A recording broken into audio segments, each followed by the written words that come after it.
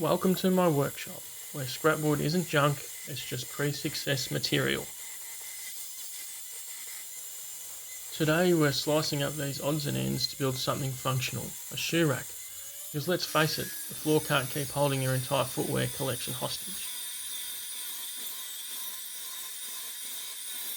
I'm cutting scrap timber down to rough size for the framework.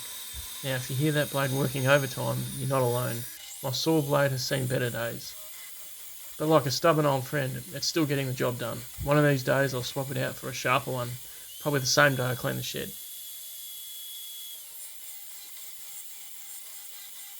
The table saw makes quick work of trimming these boards. It's not about perfection right now, just turning scraps into usable pieces. And don't worry about a little sawdust, it's proof of progress.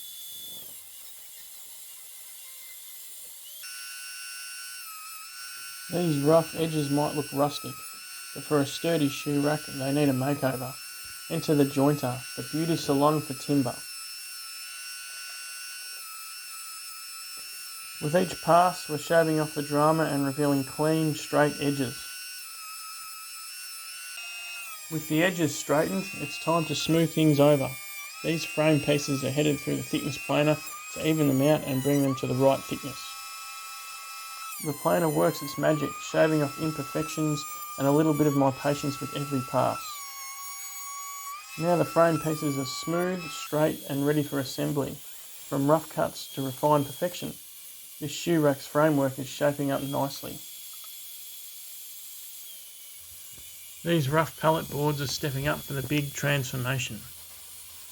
As always, I'm working with care, pushing straight, steady and staying safe. Clean edges make all the difference.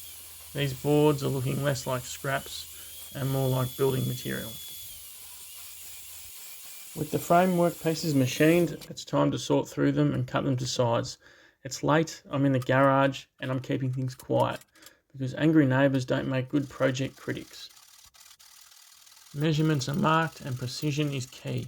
The tenon saw steps in here, quiet, sharp and no complaints about overtime. It's not as fast as a power saw, but it's quieter, and I like to think it builds character. Who says you can't get serious woodworking done after hours? Subscribe for more sawdust-filled nights and quiet craftsmanship.